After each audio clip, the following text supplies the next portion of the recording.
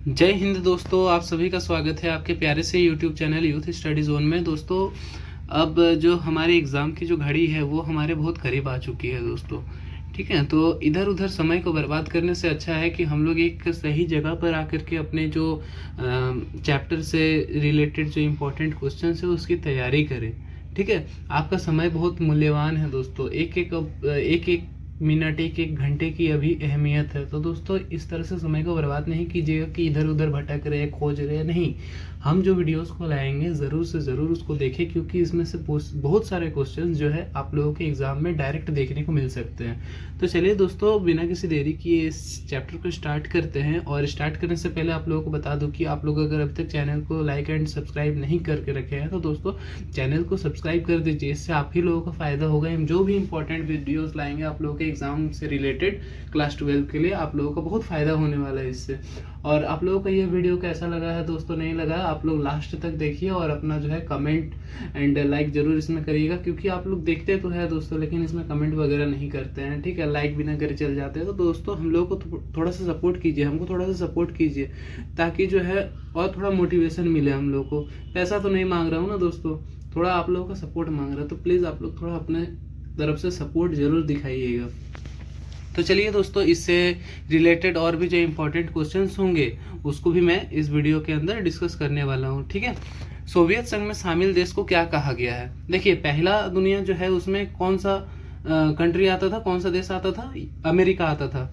दूसरी दुनिया में सोवियत संघ आता है। ठीक है, तो इसका जो राइट आंसर होगा दूसरी दुनिया होगा। तीसरी दुनिया नाम का कुछ था ही नहीं, इनमें से कोई नहीं तो नहीं होगा। ठीक है, उसके बाद नेक्स्ट क्वेश्चन में क्या पूछ रहा है? दूसरी दुनिया का आशय किन देशों से है? अच्छा, आप लोग बताइए कि पहला दुनिया जो था वो पूंजीवादी था, पूंजीवादी देश था। अब ये जो दूसरी दुनिया था ये कैसा टाइप का देश था? ये साम्यवादी देश था। और साम्यवाद को इंग्लिश में क्या कहा जाता है? कम्युनिज्म कहा जाता है। कम्युनिस्ट देश था दूसरी दुनिया। ठीक है, जो सोवियत संघ था वो कम्युनिस्ट देश था। उसके बाद क्या बोल रहा है? बोल्शेविक क्रांति कहाँ हुई थी? देखिए दोस्तों, ये बोल्शेविक क्रांति बोले, साम्यवादी क्रांति बोले या फिर रूस की क्रांति बोले, ये तीनों एक ही है। तो ये स्टार्ट हुआ था रसिया से। अच्छा, एक बात बता दूं आपको, ये इसके बारे में, बोल्शेविक क्रांति के बारे में आप लोग इसका कुछ थोड़ा सा बेसिक जान लीजिए कि बोल्शेविक क्रांति कब शुरू हुआ था। 1917 को शुरू हुआ था। इसको शुरू कौन किया था? लेनिन ने किया था। ठीक है, और ये कहाँ से स्टार्ट हुआ था? रूस से स्टार्ट हुआ था। चलिए, अब नेक्स्ट क्वेश्चन की ओर बढ़ते हैं कि बोल्शेविक क्रांति कब हुई थी। जस्ट अभी बताएं 1917 को हुआ था। बोल्शेविक क्रांति का नेतृत्व किसने किया था? नेतृत्व किसने किया? लेनिन ने किया था। 1970 में रूस में समाजवादी राज्य की स्थापना किसने की थी? लेनिन ने किया था। ठीक है, सोवियत संघ सोवियत समाजवादी गणराज्य की स्थापना कब हुई थी? देखिए, ये सोवियत समाजवादी गणराज्य बोले या फिर बोल्शेविक क्रांति बोले, इसका स्थापना होता है या फिर शुरुआत होता है 1917 से। ठीक है, कंफ्यूज नहीं होना है इसमें। सोवियत संघ में कितने गणराज्य को मिलाकर बनाया गया था? मतलब कि यूएसएसआर में कितने कंट्रीज थे? 15। सोवियत संघ में किस पार्टी का शासन था? सोवियत संघ में जस्ट अभी बताया कि जो हमारा जो पहला दुनिया था, ठीक है, जिसको अमेरिका वाला गुट था, अमेरिका वाला गुट को हम लोग क्या कह रहे थे? पूंजीवादी पार्टी, पूंजीवादी देश। ठीक है, और ये वाला जो था, ये वाला कौन सा पार्टी इसमें शासन कर रहा था? यूएसएसआर में कौन सा पार्टी शासन कर रहा था? तो कम्युनिस्ट पार्टी जो है वो शासन में था, सत्ता में थी। ठीक है, सोवियत अर्थव्यवस्था की प्रकृति के बारे में कौन सा कथन इसमें से गलत है? तो इसमें से गलत पूछ रहा है। ठीक है, इसको ध्यान में रखिएगा कि ये पूछ क्या रहा है, गलत पूछ रहा है। सोवियत अर्थव्यवस्था में समाजवादी प्रभावी विचारधारा थी। हाँ, बिल्कुल थी। उत्पादन के साधनों पर राज्य का स्वामित्व था। हाँ, था। इसीलिए तो इसको समाजवादी कह रहे हैं ना। समाजवाद में क्या जनता की आर्थिक आज़ादी रहती है? नहीं रहती है ना। तो इसमें जो है ये गलत हो जाएगा। तो इसका राइट आंसर होगा 3। सोवियत संघ के अंतिम राष्ट्रपति कौन थे? अब देखिए, सोवियत संघ के जो अंतिम राष्ट्रपति है वो कौन थे? Mikhail Gorbachev. ये जो थे, ये आदमी उस टाइम यूएसएसआर डाउनफॉल में जा रहा था, मतलब नीचे जा रहा था।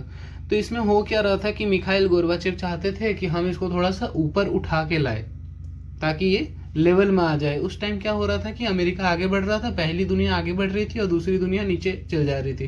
तो इसीलिए इसका लेवल को उठाने के लिए मिखाइल गोर्बाचेव जो है ये क्या करते हैं कि कुछ नीतियों को लाते हैं।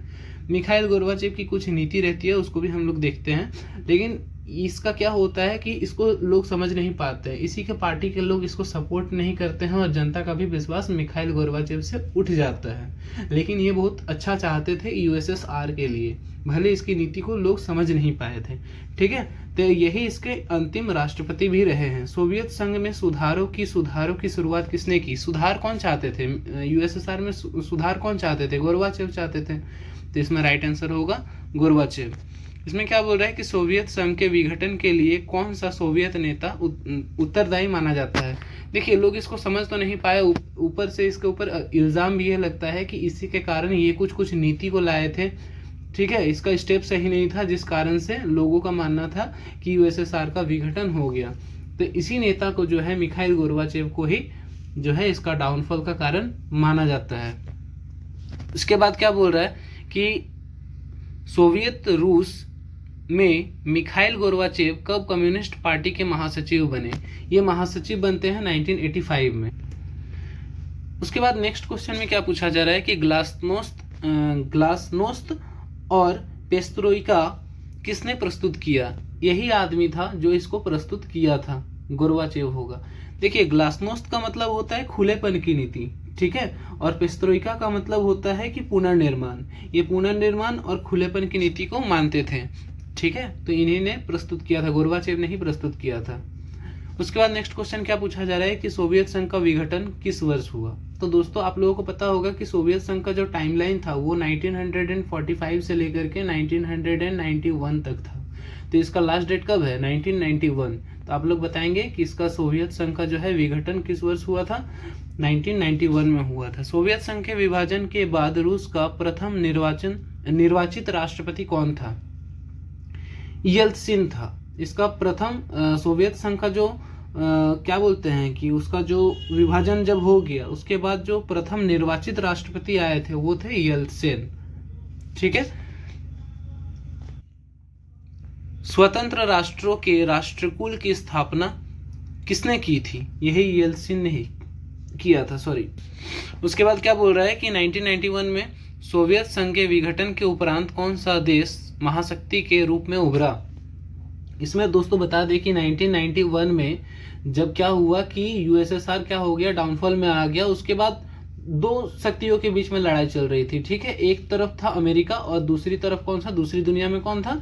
यूएसएसआर था। अगर दूसरी दुनिया खत्म हो जाता तो पावर में कौन आएगा? अमेरिका आ जाएगा। सेम वही यहाँ पर पूछ रहा है कि 1991 में सोवियत संघ के विघटन के उपरांत कौन सा देश महाशक्ति के रूप में उभरा? तो ये होगा अमेरिका। सोवियत संघ के विघटन के समय अमेरिका के राष्ट्रपति कौन थे? George Bruce. उसके बाद बर्लिन की दीवार। देखिए, बर्लिन की दीवार कब खड़ी की गई है? बर्लिन की दीवार जो है ये बहुत इंपॉर्टेंट है, यहाँ से बहुत सारा क्वेश्चन बनता है। ठीक है ना, तो इसके बारे में थोड़ा सा, मिखाइल गोर्बाचेव और बर्लिन की दीवार, इसके बारे में थोड़ा सा बढ़िया से पढ़ के जाइएगा।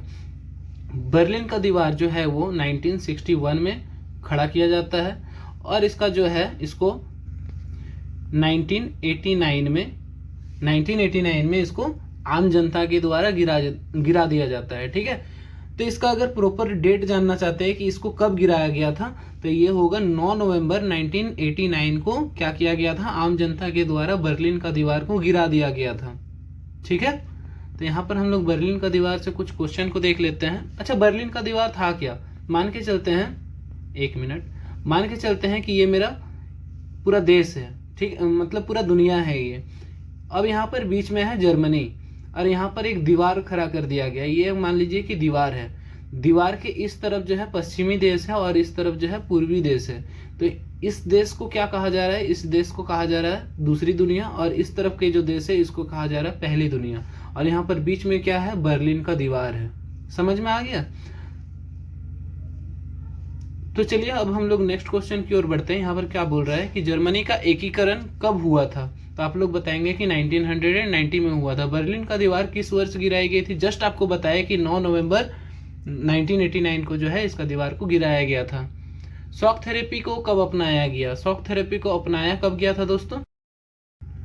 शॉक थेरेपी को अपनाया जाता है 1991 में। ठीक है, शॉक थेरेपी क्या रहता है कि यहाँ पर जो विघटन हो जाता है, दूसरी दुनिया का जब विघटन हो जाता है तो दूसरी दुनिया के लोग कौन सी नीति को अपनाते हैं? समाजवादी नीति, साम्यवादी नीति को अपनाते हैं ना। तो यहाँ पर ये बोलता है शॉक थेरेपी में कि आप जो है साम्यवादी नीति को छोड़ करके पूंजीवादी नीति की ओर आ जाइए। ठीक है, मतलब कि आप जो है इसको छोड़ करके, साम्यवादी व्यवस्था को छोड़ करके पूंजीवादी व्यवस्था को अपनाइए, उसी को शॉक थेरेपी कहा जाता है। अब हम लोग नेक्स्ट क्वेश्चन की ओर बढ़ते हैं। लास्ट 2 क्वेश्चंस हैं। सोवियत संघ में कितने संघीय गणराज्य थे, मतलब कितने देश थे? 15 देश थे। इनमें से कौन से देश सोवियत संघ के गणराज्य थे? इनमें से सभी, बेलारूस भी था, यूक्रेन भी था और तुर्कमेनिस्तान भी था। ठीक है, तो इनमें से सभी, ऑल ऑफ दिस। तो चलिए दोस्तों, आज का हमारा ये वीडियो समाप्त होता है यहीं पर। थैंक यू सो मच हमारे वीडियो को देखने के लिए। चलिए बहुत जल्दी मिलते हैं नेक्स्ट वीडियो में। बहुत बहुत धन्यवाद आपका एक मूल्यवान समय देने के लिए हमें।